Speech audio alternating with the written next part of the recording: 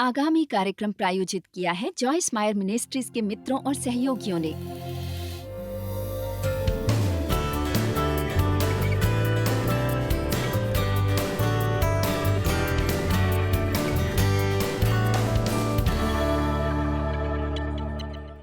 इसलिए हमें परमेश्वर का अनुग्रह ग्रहण करना और उन्हें अपने द्वारा काम करने देना सीखना चाहिए। मैं मसीह के द्वारा सभी कुछ कर सकती हूँ जो मुझे बल देते हैं। ये कोई ऐसा वचन नहीं जो हम केवल दोहराते हैं, पर यह सचमुच संभव है। परमेश्वर आपसे जो भी करवाना चाहते हैं, आप उनके अनुग्रह से वो कर सकते हैं। आप कहेंगे, अच्छा तो फिर मैं इतना हताश क्यों हूँ? हम उसी पर बात करने वाले हैं। मेरे पास यहाँ आज एक लैंप है, पर यहाँ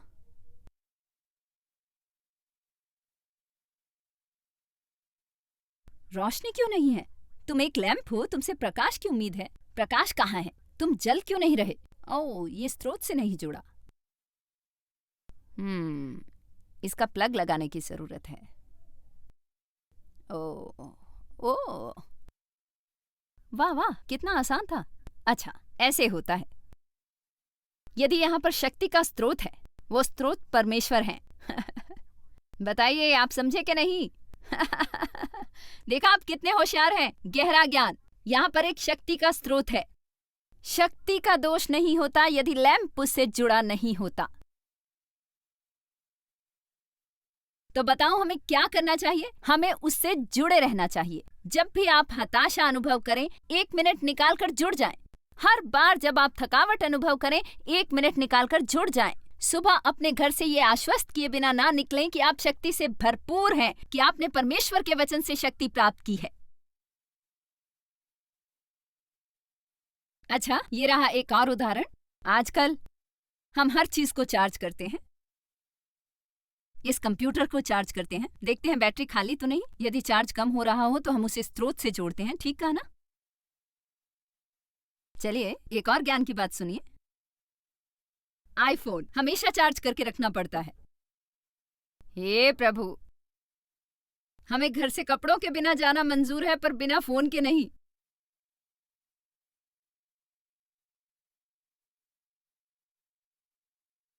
और शर्तिया कोई 2 मीटर लौटकर बाइबल लेने कभी नहीं जाएगा।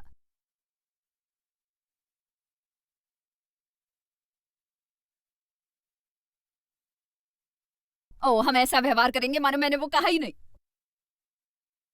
ओह, मैं कल ले आऊंगा, अब कौन जाए वापस? हाँ, मैं खाने के वक्त गाड़ी में बैठकर अपनी बाइबल पढ़ने वाला था, पर कोई बात नहीं, दूसरे दिन पढ़ लूंगा। हम अपना फोन लेने वापस जा सकते हैं, किसी को भेज कर मंगवा सकते हैं, बिना फोन के नहीं जा सकते। हमारे लिए फोन जरूरी है क्योंकि वो बहुत महत्वपूर्ण है। हम नहीं चाहते कि हमारा किसी पहचान वाले से 5 सेकंड के लिए भी संपर्क टूटे। अब हमारे पास आईपैड भी होता है, उसे भी चार्ज करना होता है। मैंने असल में गिनती की और मेरे पास 10 उपकरण हैं जिन्हें मैं चार्ज करती हूँ। 10।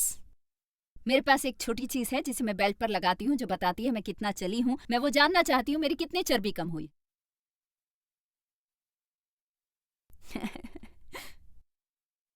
इसके अलावा मेरे पास एक मशीन है जो युवा दिखने में मदद करती है। उसे भी चार्ज करना पड़ता है ताकि वो अपना काम कर सके। फिर मेरे पास अपनी आंखों के नीचे के लिए एक विशेष चीज है, उसे भी चार्ज करना पड़ता है।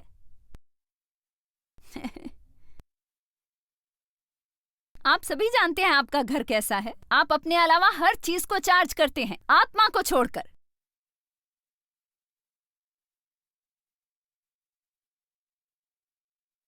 मैं बहुत हताश हूँ।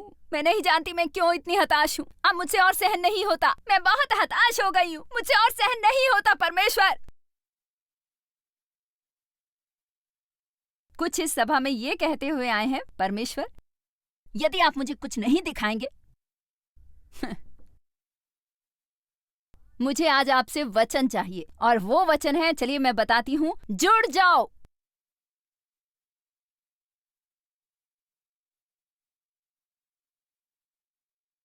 किसी ने ध्यान दिया कि यीशु हमेशा चुपके से निकल जाते थे। वे प्रचार करने के बीचों बीच ही वहां पर हजारों लोग होते और अचानक वहां से चल देते।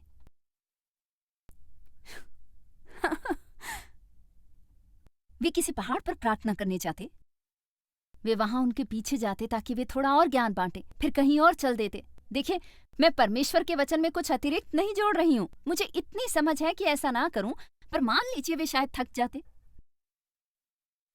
शायद वे कभी कभार अपने चेलों द्वारा की गई मूर्खताओं से हताश हो जाते थे। वे शायद सोचते थे, हे पिता, मैं 1 मिनट के लिए यहां से चला जाऊं।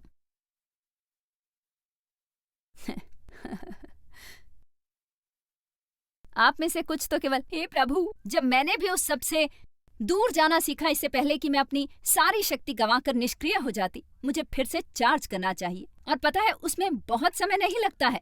आप अपने को बाथरूम में बंद करके 2 मिनट में चार्ज हो सकते हैं। कहें, जी परमेश्वर,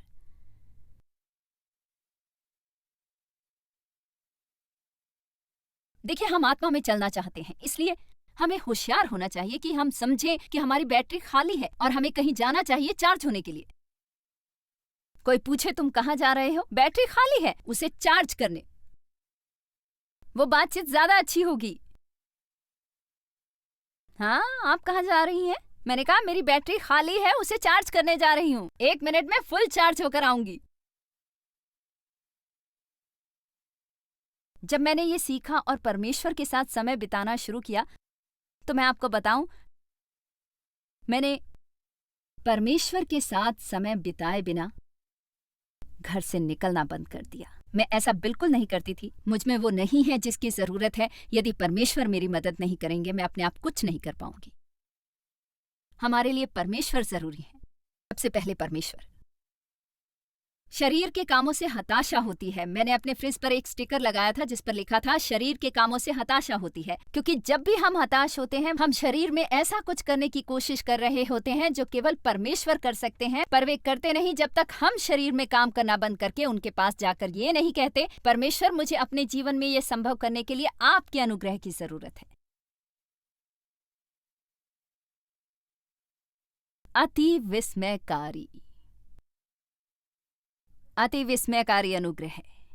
क्या आप सचमुच सोचते हैं कि परमेश्वर हमारा उद्धार करके हमें बाकी का जीवन हताश होने देंगे?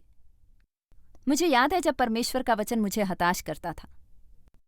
सचमुच, मैं गिरजे जाती थी, संदेश सुनती थी, जैसे मुंह या मन के बारे में, या वो वाला अपने पति के सामने समर्पण करो।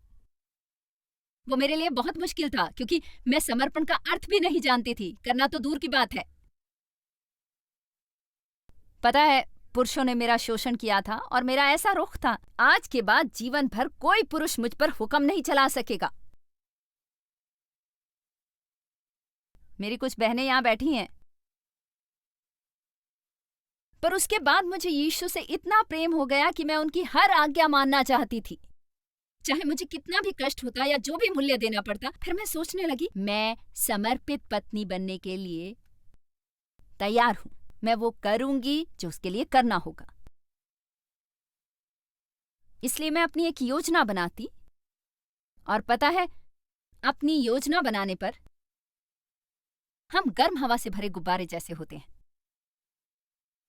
हम कहते हैं, ओह हाँ, परमेश्वर की स्तुति हो, मैं घर जाऊंगी और अच्छी बनूंगी और देव की सेवा करूंगी और उनकी हर आज्ञा मानूंगी। मैं संदेश सुनती और सोचती, आज मैं उनका मनपसंद खाना बनाऊंगी। जब वे कुछ कहेंगे जो मुझे अच्छा ना लगे, मैं सुनकर नाराज नहीं होंगी। सो मैं योजना बनाती, मेरा शरीर गुब्बारे जैसा फूला होता। पर क्या आपने गुब्बारे को बांधा था? ओ नहीं, सारी हवा निकल गई, वो पिचक गया है। ऊ, ऊ, ऊ।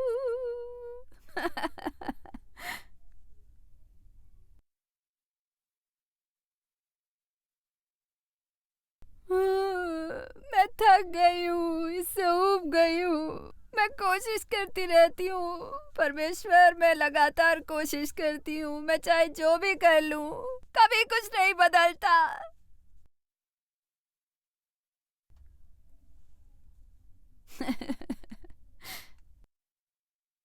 हम वहीं के वहीं रहते हैं।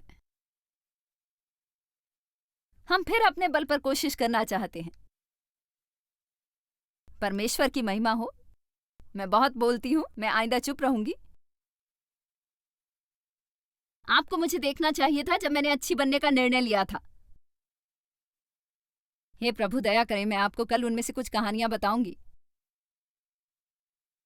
पर यह सच है कि मैं बहुत समय से एक मसीही थी, पर 1970 के दशक में परमेश्वर ने मेरे जीवन को एक अनोखे और महत्वपूर्ण तरीके से छुआ और मैं उनसे पहले से कहीं अधिक गहराई से प्रेम करने लगी थी। उसने मेरी वो करने की इच्छा जगाई जो वो मुझसे चाहते थे। परंतु मैंने जब तक वो नहीं सीखा जो मैं आज आपको बता रही हूँ, मैं जितना अधिक अध्ययन करती, जितने अधिक संदेश सुनती, उतनी हताश होती, क्योंकि मैं सब पर अमल करने की कोशिश करती। क्या आप कभी गिरजे बुरा अनुभव करते हुए गए थे और लौटने पर पहले से बदतर महसूस किया हो? क्योंकि आप 3 समस्याओं के साथ गए थे, लौटते हुए पता चला ये तो 10 हैं।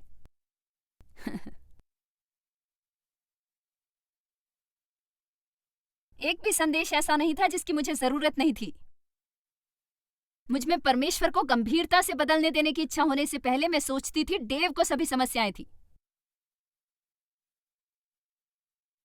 मैं नहीं जानती थी कि मुझे थी। उसके बाद पता चला मुझे थी और मैंने बदलने की कोशिश आरंभ की। मैं बता नहीं सकती कि मैंने शरीर के कामों में कितने वर्ष बर्बाद किए थे, वो करने की कोशिश में जो केवल परमेश्वर कर सकते हैं, अपने से क्रोधित होकर, ये मानकर कि परमेश्वर मुझसे क्रोधित हैं। मैंने आखिरकार वैसे जीना सीखा जैसे मुझे मोक्ष मिला था, कि मुझे उसी तरीके से चलना और अपना जीवन जीना था, विश्वास के द्वारा, अनुग्रह ही से। विश्वास के द्वारा, अनुग्रह ही से मैं परमेश्वर के पास जाती हूँ। परमेश्वर, मैं ये नहीं कर सकती, मैं ये करना चाहती हूँ, मैं चाहती हूँ आप मुझ में ये करें। फिर यदि अगले दिन तक कोई नतीजा नहीं मिलता, मैं उससे निरुत्साहित नहीं होती। मैं कहती हूँ परमेश्वर, मुझे विश्वास है आप काम कर रहे हैं। मुझे सचमुच ये विश्वास है। आपने कभी किसी के लिए प्रार्थना की थी और उन्होंने वास्तव में उसके बाद बदतर व्यवहार करना आरंभ कर दिया? पता है, ये एक अच्छी निशानी है। आप पूछेंगे सचमुच? जी हाँ, बिल्कुल। इसका मतलब यह है कि जैसे ही आपने प्रार्थना की, परमेश्वर ने उन पर काम आरंभ किया और अपराध बोध उन्हें पहले से बदतर अनुभव करवा रहा है। कैसी मूर्खता होती है ये कहना, मैंने जो संभव था करके देख लिया, अब शायद प्रार्थना के अलावा कुछ नहीं बचा। पता है, मैंने प्रार्थना को सांस लेने जैसा बनाना सीखा है। हर चीज के बारे में प्रार्थना करें, प्रार्थना करने की प्रतीक्षा करें। हाँ, जब मैं प्रार्थना करूंगा तो इसे भी शामिल करूंगा, नहीं, इसी वक्त प्रार्थना करें। मेरी सबसे आत्मिक प्रार्थना सुने, वो जो मैं रोज कई 100 बार कहती हूँ, हे परमेश्वर मेरी मदद करें, मेरी मदद करें। 2 बातें हैं जो मैं सबसे अधिक कहती हूँ, मुझे तुमसे प्रेम है यीशु, मदद करें। मुझे तुमसे प्रेम है यीशु, मदद करें। मुझे तुमसे प्रेम है यीशु, मदद करें। मेरे मन के अंदर दिन भर यही चलता है। यहाँ आने से पहले मुझे तुमसे प्रेम है यीशु, मदद करें। मैं यहाँ हूँ क्योंकि मुझे परमेश्वर से प्रेम है और उसके लिए जो उन्होंने मेरे लिए किया है। मैं आपको कुछ सिखा नहीं पाऊंगी यदि परमेश्वर प्रकट होकर मेरे द्वारा काम नहीं करेंगे। और मैं उन पर इतने निर्भर हूं कि ये मुझे भयभीत करता है। भयभीत। मुझे सोच कर डर लगता है कि यदि परमेश्वर प्रकट ना हो तो मैं सब गड़बड़ कर दूंगी। और पता है, उन्होंने मुझे कभी निराश नहीं किया। मेरी कुछ सभाएं दूसरी सभाओं से बेहतर रही हैं, पर मैं ईमानदारी और विनम्रता से ये कहूंगी, हम जहां भी जाते हैं हमारी अच्छी सभा होती है। और निस्संदेह उसका कारण मैं नहीं, परमेश्वर है। 1 मिनट निकालकर जुड़ जाएं। सुबह अपने घर से ये आश्वस्त किए बिना ना निकलें कि आप शक्ति से भरपूर हैं, कि आपने परमेश्वर के वचन से शक्ति प्राप्त की है। आप अपने बच्चों को अपने को ऐसा करने से रोकने ना दें, अपने मित्रों को ऐसा करने से रोकने ना दें, आप किसी चीज को अपने को जुड़ने से रोकने ना दें। आपको स्रोत से जुड़ना है, आपको अपनी खाली बैटरी को फिर से चार्ज करना है। कोई मुझे सुन रहा है?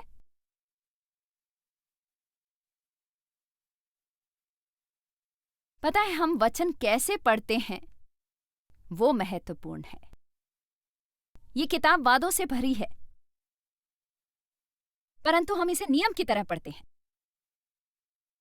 जब मैं यहां पढ़ूं दया करो, दया करो, वो कोई नया नियम नहीं। और सो अब यदि मैं दया ना करूं, परमेश्वर मुझसे क्रोधित होंगे।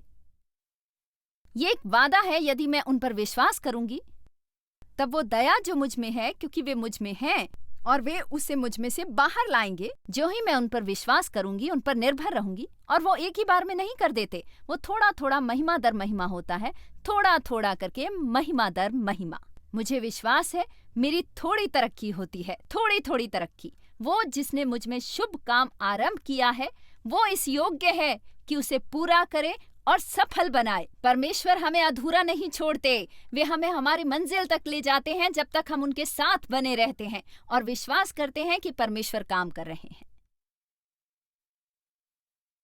किसी को सुनकर थोड़ा चैन मिला होगा। क्या कोई है जिसने ये अनुभव किया है? या कोई ये सोच रहा है, ओ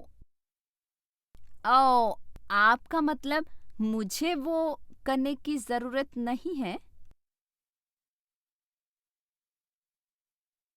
गलातिया 3:10 कहता है कि जब तक हम नियमों के अधीन रहते हैं या जब तक नियमों के द्वारा परमेश्वर के साथ धर्मी बनने की कोशिश करते हैं तो हमारे हाथ निराशा ही आती है। मैं तब तक सफल नहीं हो सकती जब तक मैं ये पढ़कर ये ना सोचूं, हे प्रभु मुझे दया करनी होगी वरना परमेश्वर मुझसे क्रोधित होंगे। अनुग्रह ही से मोक्ष मिला है, ये परमेश्वर का उपहार है। विश्वास के द्वारा अनुग्रह ही से आप धैर्यवान हैं, ये परमेश्वर का उपहार है। विश्वास के द्वारा अनुग्रह ही से आप दयालु हैं, ये परमेश्वर का ही उपहार है। क्या कोई मुझे सुन रहा है? अनुग्रह ही के कारण मैं प्रचार कर रही हूं और मैं विश्वास से कहती हूं कि मैं अच्छा प्रचार कर रही हूं, पर मुझे वो भेंट मिली है। आमीन। वो परमेश्वर की भेंट है। मैं इज़राइल की तरह गा नहीं सकती क्योंकि वो परमेश्वर की भेंट के कारण गाता है। मैं रायन हार्ट की तरह अपने से अफ्रीका में प्रचार नहीं करवा सकती क्योंकि वो उसके लिए परमेश्वर की भेंट है, पर वो भी वो नहीं कर सकते जो मैं करती हूँ। हम क्यों नहीं उसे देखना बंद करते जो सभी करते हैं, उनसे तुलना बंद करके, क्योंकि आप ऐसा कुछ कर सकते हैं जो कोई दूसरा नहीं कर सकता। आप ऐसा कुछ कर सकते हैं जो कोई दूसरा नहीं कर सकता।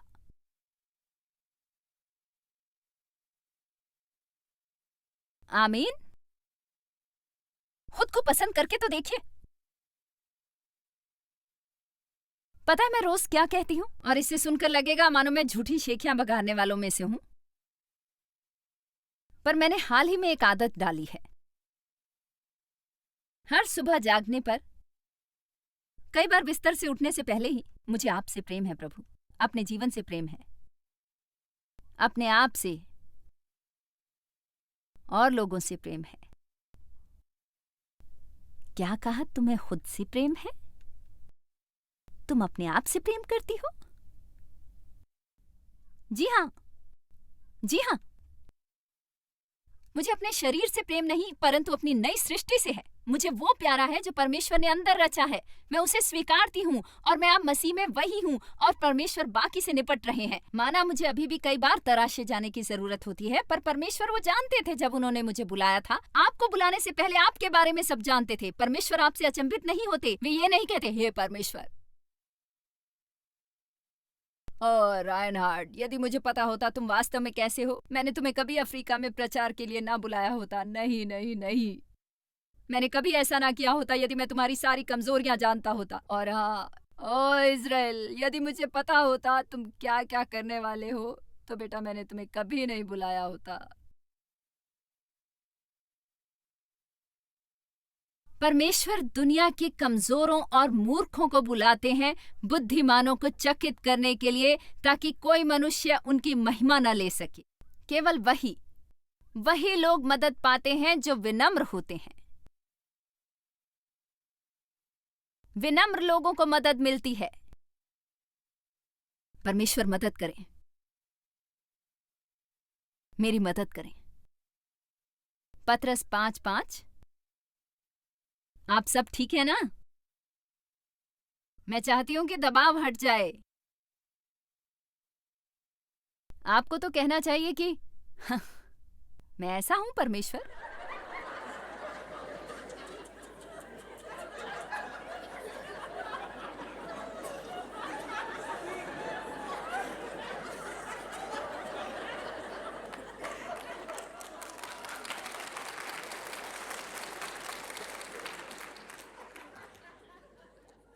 आप उसके बारे में जो चाहे कर सकते हैं।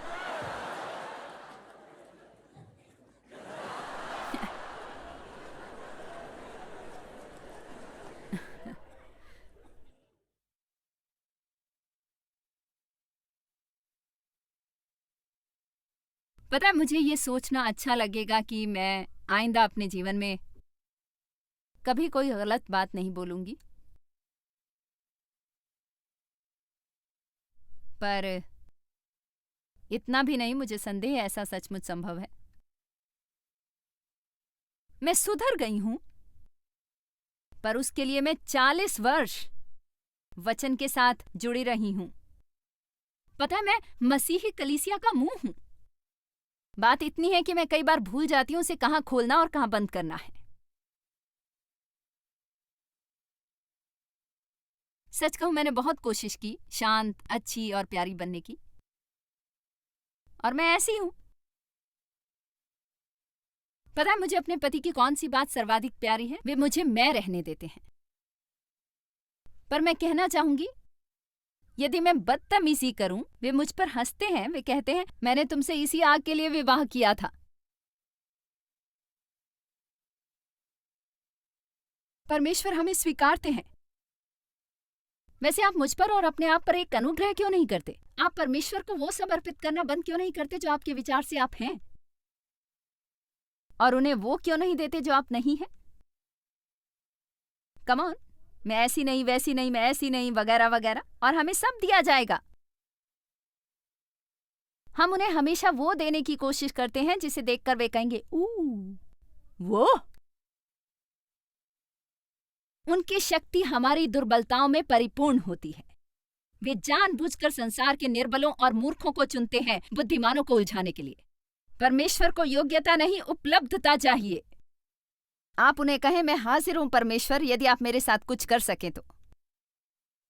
आप उस पर हैरान होंगे जो परमेश्वर करेंगे। ठीक बात है ना टेरेसा?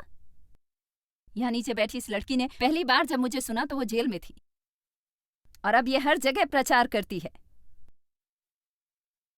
आमीन, आमीन। खड़ी होकर टेरेसा हाथ हिलाओ, लोग तुम्हें देखना चाहते हैं।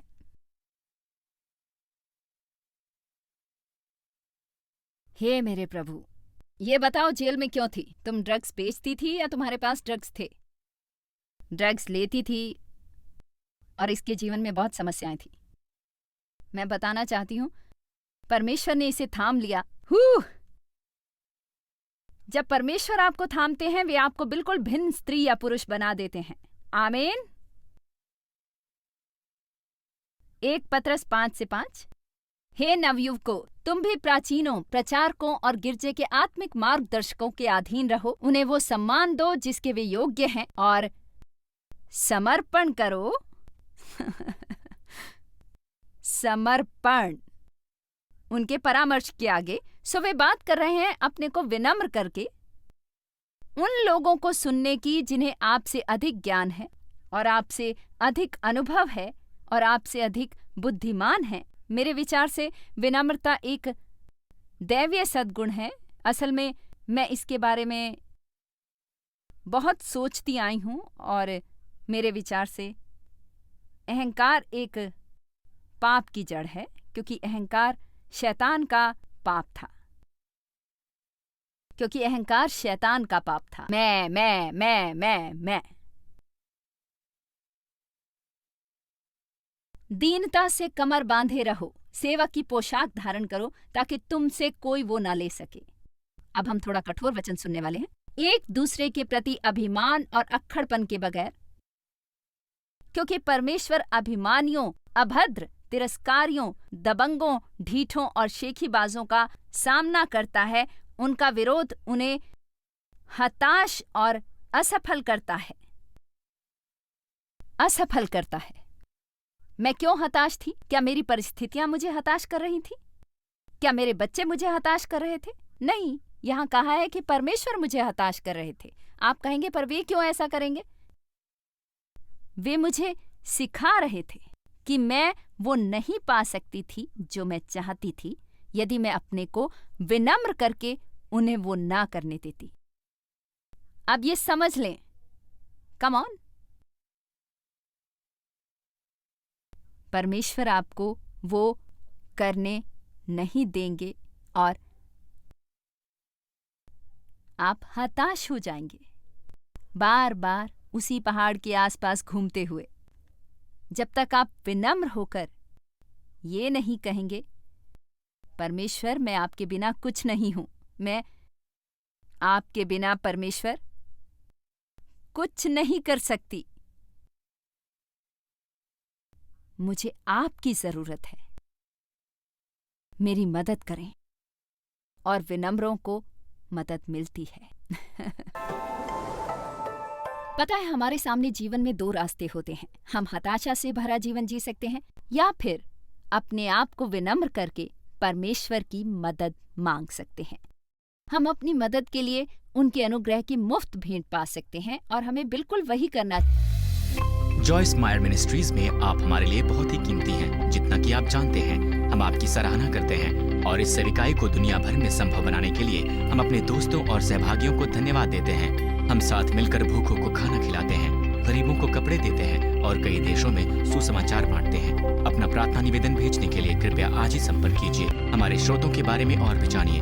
जॉयस की सभाओं की सूची देखिए हमारे साथ सहभागी बनने के लिए, क्योंकि हम दुनिया भर में मसीह के प्रेम को बांटते हैं।